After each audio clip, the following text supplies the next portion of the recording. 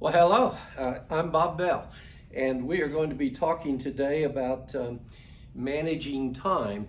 And I believe many of the folks that I worked with out at the university over the years would laugh when they talk about Bob Bell managing time, because it is something that sometimes we do with a great deal of intentionality, and other times we're rather casual about it, rather frivolous. And that's perfectly okay. To me, that's part of what time management is all about. So I'm going to make a few suggestions and go through just a few things with you, and then certainly as we walk around church, if you have other questions or comments, I'd love to hear from you as we get into those. The first principle of managing time is that we can't save time. You and I have exactly the same number of seconds in every minute. We have the same number of minutes in an hour and the same number of hours in a day and in a week. So we can't save time. Some of us try to use time wisely, and there are many times where I don't try to use time wisely. I just have fun. So we don't want to get too serious about this, but this session is sort of for you to design your own system if you think you need to have more of a system than you do now. So I hope you can personalize your own system of time management from this, but have fun doing it. Don't worship time management. Don't get too serious about it. And I'm just going to offer some thoughts and some suggestions. So let's get started. And I have a question for you as we start this session, and that is, what and who are your time wasters? We all have them. I know one time waster named Bob Bell, and we're going to talk about that in a moment. But we all have things and people who are time wasters. And at least in my case, I know I am a time waster for other people at times. So we're going to talk a little bit about that, and you probably have your own set of favorite time wasters. This is mine, the telephone. The telephone can be a phenomenal time waster. Now, with modern technology, this phone also includes email and texting and Facebook, and probably for many of you, Twitter and other accounts too. How many times a day does this thing interrupt whatever you are doing? It doesn't ring when you want it to ring. It doesn't hit you with a buzz for an email or a text message when you expect it. It does it when something out in the world randomly enters your environment. So if you answer this every time it rings, it is a time waster for you. If you answer every email the second it comes in, or look at it the second it comes in, you found some of your time wasters. That doesn't mean they're bad. It just means that they are consuming your time and doing it on your schedule. They are taking away from your schedule. And so some people build a system for managing their telephone and managing their time waster of that kind. And again, I know folks that are very systematic, and they look at email 3 times a day. And they answer them 3 times a day, but they don't do it every 10 minutes. So they just put this thing aside. I know others that they do look to see who is calling, and they have an emergency list or an answer list, but most of the others, they have a certain time of day when they will call that person back. So you can manage this time waster and use it to your advantage. It is also one of the most helpful time management tools that we have. So we're going to talk about both the positives and the negatives. But if you answer every call when it comes in, you are letting that phone be a time waster for you.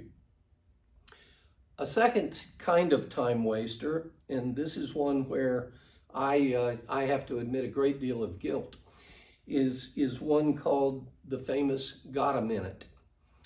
You're working at your desk or planting flowers or doing whatever you are having fun doing, and somebody knocks on your door and says, "Got a minute?" Well, first off, we know that's going to take more than a minute. This is not something that happens typically in a minute, but random conversation starters are another form of time waster. And they typically start with "got a minute."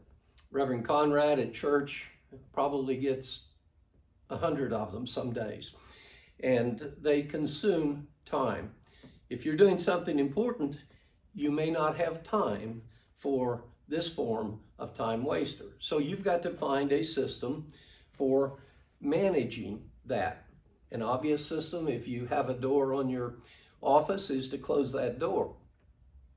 I know a good friend out at the university who was a very friendly kind of professor, but he managed that pretty well. He not only had a way to close his door, he had a very carefully crafted sign that he hung on the door when he needed to, and it had a very simple message. It said, "Go away." And that was simply to say, right now is not the time when I can talk to you.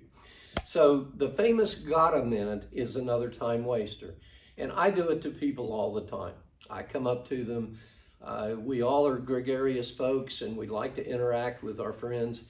And I'll call somebody and say, "You got a minute?" And immediately when I say that now, it triggers to me, I am entering their time space. Another time waster on this thing is if you are in a meeting and if you are chairing that meeting, or if you're just talking one-on-one with another person and this thing rings. First off, you probably should have it turned off if it's an important meeting. But if it rings and then you take it out and look at it and then answer it, now you're in their time space and you're consuming it with your time with another person. So think about the time wasters in your lives. Email, junk mail, telephones, drop-in visitors. Another one that I'm also very bad about is procrastination. Procrastination simply means I'll get to that project at some point, or I'll do it this afternoon, or I'll do it this week. But we keep postponing it, and as we do, we probably think about the startup of that project 30 times instead of once. So procrastination simply says, I'll get to it sometime, and it can be a tremendous time waster. So if it's an important project, set a target date, target time during the day, and get to it. Now, there is one other part of time waster that the drop-in visitor deals with that I want to talk about, that is a special case, and it comes straight from the Bible. It comes from Proverbs 17:12, one of my favorite verses in the Bible. It's probably not your favorite. In fact, you may never have even heard of it. But in the Good News version, it goes something like this: "I'd rather meet a mother bear who has lost her cubs than to encounter a fool with a stupid project." Now think about that a moment. The other versions talk about a fool with his folly or with her folly. So a lot of times we'll jump into somebody else's time space with a silly project, a project that they may not be involved in, but you thought they ought to know about. Maybe you just wanted another opinion. So keep Proverbs 17:12 in mind as you think about time wasters too. I've been that fool with a stupid project many times, and again, I recommend you think about it before you invade someone else's time space. Another kind of time waster that deals with procrastination is lack of focus. Lack of focus basically says I'm doing multitasking. I'm doing a lot of things at once. And if I've got something important going on, I don't need to be doing a lot of things at once. If you're filling out your income taxes, you probably don't need the television on in the background. If Oprah Winfrey jumps up with a funny joke or somebody else intrudes, you're going to take your mind off of what you're doing and go to that television show for a minute or two, maybe 30. But more importantly, you've lost your train of thought on the agenda that you were working on. So lack of focus means you don't need the TV on in the background when you're working on important things. Children playing, background noise, there are all kinds of focus consumers that will take you away from your project. Another one that we've all seen is saying yes when we should say no. We've all been invited to be part of teams, to be on a committee, to get together for a meeting at church or at work or wherever. And we know that's really not a meeting that we are vitally important to, that maybe we even have interest in.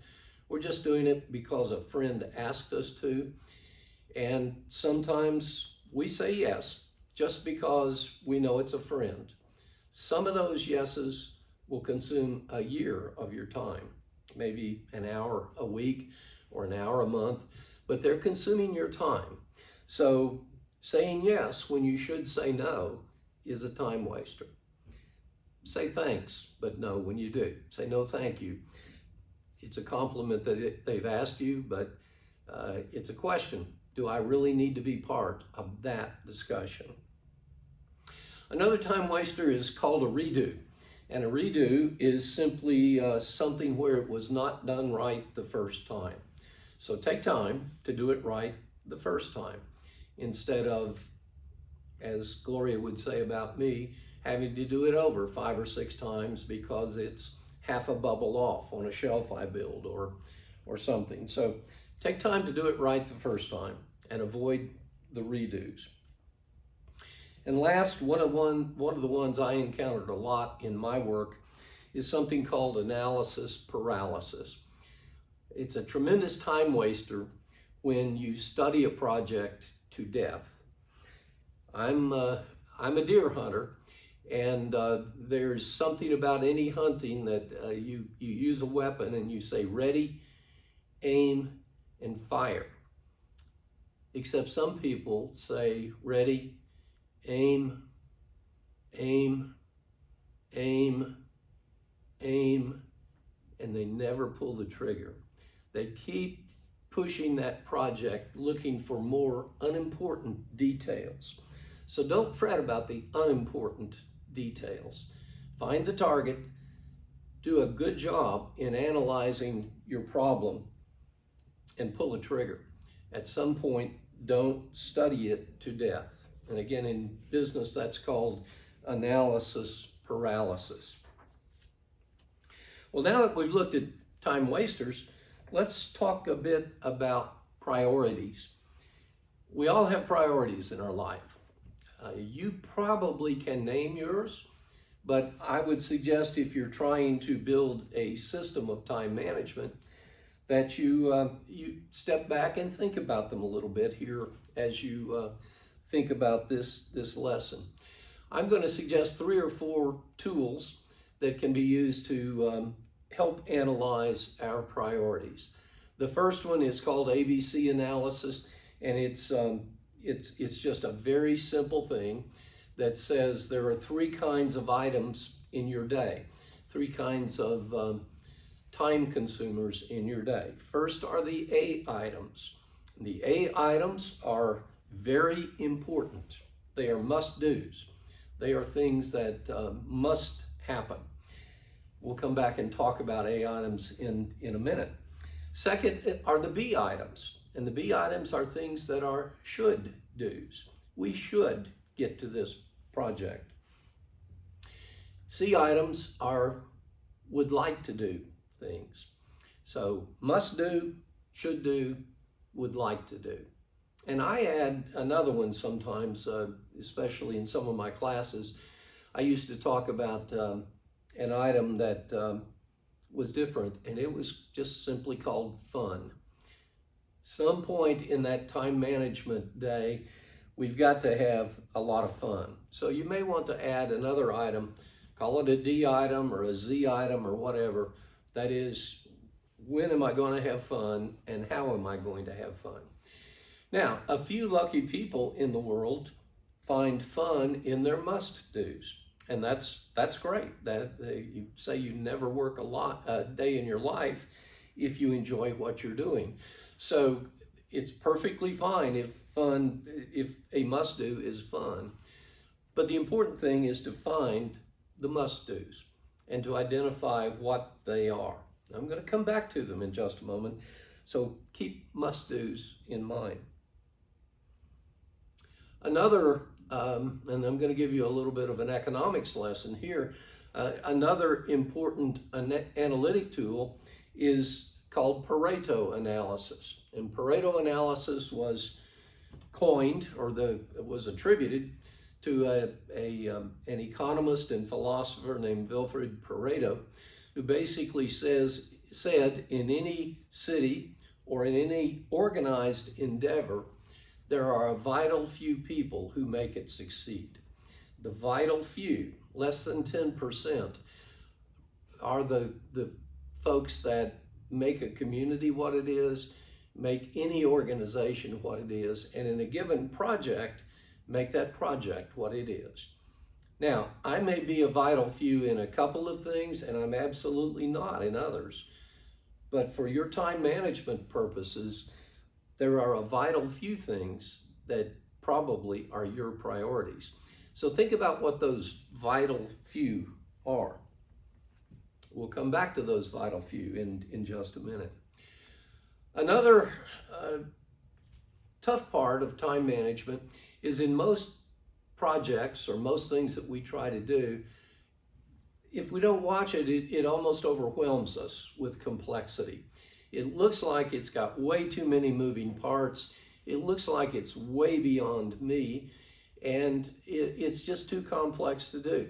That leads to procrastination. That's when I typically put the project off. So a way to handle complexity is called process flow. And process flow simply breaks that complex project down into 20 steps, 30 steps, 5 steps.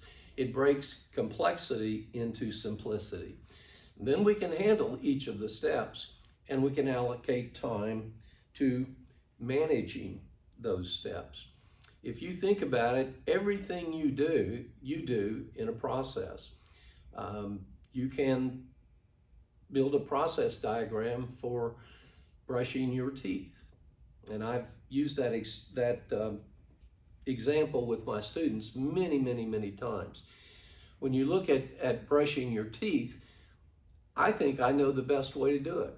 But I've found with my students over the year that there are thousands of ways to brush your teeth. Some people do it in 6 process steps, others take 10 or 20. Some use Listerine before and after, and then brush your teeth in between. A lot of different things. The important thing is for you to identify a process. If you've got something complex that you need to break down into simpler parts. So ABC analysis, Pareto analysis, process diagrams or process flows, and finally to-do lists. If you have important things to do today, are they on a list where you can remind yourself of what they are? This thing I talked about as a time waster, but it is very capable of helping you manage your day. It will build your calendar for you. It will give you reminders.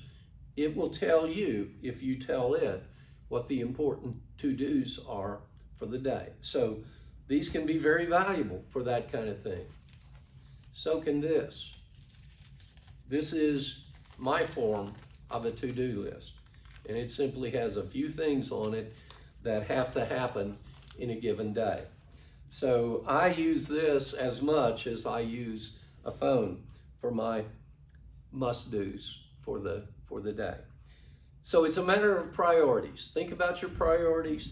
Think about how you can best get your arms around them, and then begin to think about your day. And to think about your day, I recommend that you use a time log.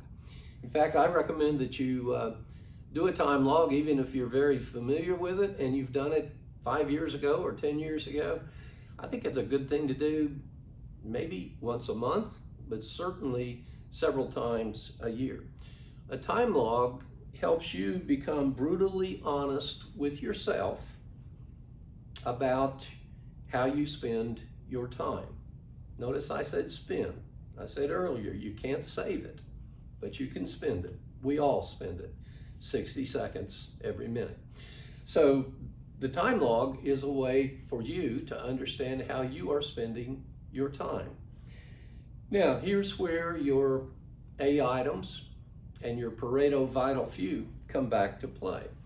So take a calendar or a sheet of paper and just log out your day in 30-minute intervals. Or if that's too complex for you, in morning, afternoon, and evening. I know folks that do it in 10-minute intervals. So you pick your own comfort zone, and then every few hours, jot down what you've done in those last few hours. As you do that, you're looking at how you've spent your time. When you log your activities for the day, at the end of that day, over on the side of that time log, go back and list your A items and list your vital few, and ask if your day was spent on your priorities. So the time log can help you be brutally honest with yourself about whether your priorities really are your priorities. We all have things we say are important, but is what we do reinforcing that that really is important to us? And I know folks that start that with a faith journey. They start that with prayer time, and they say, that's really important to me. I've got that booked in. I know when and where I do that every day. It's your call how you do it and what you put on those A items, but the time log will help you be honest with yourself about whether you're devoting the proper amount of the day to your A's, to your A items. Now don't forget those fun items. Devote some of that day to the fun items too. I had 2 A items yesterday, and I want to make a differentiation between them as we do this. So one A item was grandkids. Grandkids is without a doubt an A item to me any day, but yesterday was a snow day, and it was a great day to do an A item. There was a second A item, a must do. Take out the trash. Trash comes in my neighborhood on Tuesday mornings, so by golly, Bob better have the trash out Monday night. Both of those are must-dos. They're not the same importance, and they're not the same priority in my life, but both of them were on my list for yesterday. So the time log simply lets you review what you've done in a given day and whether or not it reflects what you say your priorities are. If it doesn't, then it's probably time for you to reflect a little on your priorities and say maybe that isn't anything more than a wannabe or a want to do instead of a must do. I think it's important, but I'm not spending my time focusing on it. Another important part of time management, for me at least in my career, was managing biorhythms. Most of us have things that we do during the day that we just think, man, I'm lethargic, I'm tired, I need a cup of coffee, I need something to wake me up. I would bet you that you know when you are doing your best work in a given day, and what time of day that usually is. Most of us have a time of day that is when we work best. And we have other times of day when we are a dull thud, or at least I am. So what are your time strengths and what are your time preferences? You can take that time log and that calendar for your day, and you can plan important work around the time of day when you are working at your best on your strengths.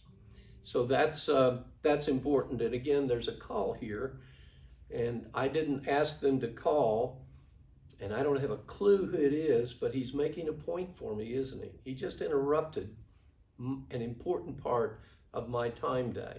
I didn't answer it. Normally, I wouldn't have even picked it up, but that was Waynesboro, Tennessee, with somebody I don't know who did interrupt my day, could have interrupted it a lot more. Now, back to biorhythms. I never scheduled an important meeting at 7 a.m. in the morning. I never scheduled an important meeting, if I could help it, at 9 a.m. in the morning. My biorhythms said that some way my engine started pumping best around 10 to 12 and around 1 to 4. So if it was in that time frame, yeah, I'd do something important. But if it was early morning, I had a lot of early morning meetings, but they weren't my A-item meetings. I tried never to show that, but it wasn't a meeting where I was going to think my best. I might have been a little grouchy or a little sleepy. I certainly was looking for the coffee pot, and those just weren't the times when important meetings should take place in my brain. Doesn't mean I could do that every time, but I tried to focus a little bit on biorhythms as I scheduled the meetings that I could control anyway. Another important part of biorhythms is work-life balance. This can get to be pretty technical and sound like you're spending all your time just focusing on your time. You've got to have fun at work too, and you've got to have downtime, and you've got to have time to enjoy the rest of the day. So it's important to think about work-life balance as you go through your day too. And I want to introduce you to somebody, if you've never heard of them, called the Hunzas. And the Hunzas are an ethnic group in the Pan-Asian area. They have the longest lifetime or lifespan of any ethnic group in the world, at least in terms of many of the medical studies that have been done. And the Hunzas are not particularly technologically advanced, but they've offered us some things that I think are really important. And one of them is called the Hunza Holiday. They never called it that. An American writer who studied them called it that. The Hunza Holiday happens every day. And you might call it meditation. In yoga, you might have a term or a posture for it. But the Hunzas take several times each morning and several times each afternoon to move to what they call a state of nothingness. They simply get their mind away from whatever the project is, whatever the crisis is that's going on at the time, whatever their A-item is, and they get as close to nothingness as they can. It's a relaxation technique, and they only do it for a minute or two. But I recommend that as part of your biorhythms, in addition to all these time pressures and A-items and Pareto analysis, that you every now and then take a Hunza Holiday. We've got to balance the A-items and the must-dos, the grandkids, and the taking out the trash with things that are fun and things that are more enjoyable. Now, one other thing that many of us do that I want to mention very briefly as we talk about time management is managing meetings.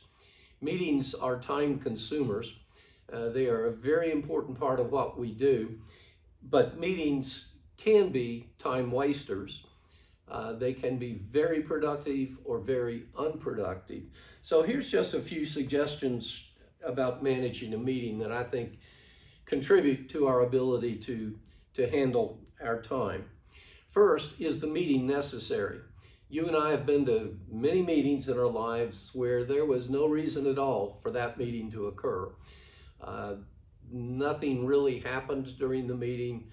A bunch of friends got together. That may be the important reason for the meeting, but in terms of the business proposition, nothing happened. So is a meeting really necessary? Or are you calling it simply because Tuesdays on the first Tuesday of the month at 5 o'clock, we're supposed to have a committee meeting? No reason to meet, but we need to have a meeting. So is the meeting necessary?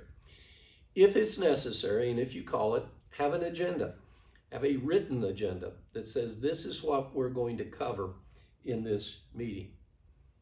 Limit attendance to the meeting. I know it seems like we want to try to invite everybody we know to a given meeting, and they might have an opinion. In fact, they will have an opinion, and that's part of your time management problem when you're managing a meeting. Limiting attendance says we bring the vital few to the meeting. We bring the folks who are going to contribute to accomplishing the agenda that meeting is set for. If you're a time manager, start that meeting on time. At 6 o'clock, there still will be people parking in the parking lot. There still will be people socializing out in the hall, at least possibly. Once you start starting meetings on time, they'll be in their seats much more quickly. So limit attendance, start the meeting on time, and stay on the agenda. Stay on the topics that you have printed and that are supposed to be what that meeting is all about. Now, important topics will come up that are not on the agenda, and that's where a parking lot comes in. A parking lot simply says we're going to park that item until the end of the meeting, but we will talk about it because it's important. And so we are adding it to other matters in effect. So start on time, stay on the agenda. You're the gatekeeper if you're the chairman of that meeting. So gatekeepers are the folks that let people in and out of the conversation. In a time-managed meeting, they are much more intentional than they are in a more casual setting. One important thing the gatekeeper must do is engage the attendees. By engaging them, that means inviting everyone to contribute something to that meeting. You ask them to come. They're important. They have an idea. Engage them. They may not want to participate, or they may be more of an introvert than some others in the meeting. Engage them. Find a way to include them in the meeting. The other side of that is, as the gatekeeper, you are also there to limit the discussion dominator. There are always going to be a few of our friends in any meeting who will have an opinion on any topic that is raised and who will share that opinion if the gatekeeper lets them. So part of your job is to include people who are reluctant to be included and to manage or limit the discussion dominators. Finally, it's important to close promptly, to talk about ending the meeting, hopefully on time, but ending the meeting when the agenda has been accomplished, to assign responsibilities for anything that comes on after that meeting and indicate the next steps, and then set the next meeting time. So all of that is part of putting an effective meeting together. And speaking of closing, it's time to close this. So let's summarize a couple of our points. First, identify your priorities. Build a daily plan and use a time log if you haven't done so in a year or two, and look at how you're using your time. Use to-do lists. Manage your time wasters. Block out distractions. Find a focus place where you can focus without the television if the television is consuming part of your time. And don't fret about unimportant details. Remember, ready, aim, pull the trigger. Ready, aim, fire. It's been fun to be with you. I hope you have a good time talking about, discussing some of these time management principles with some of your friends or with me. Thanks a lot.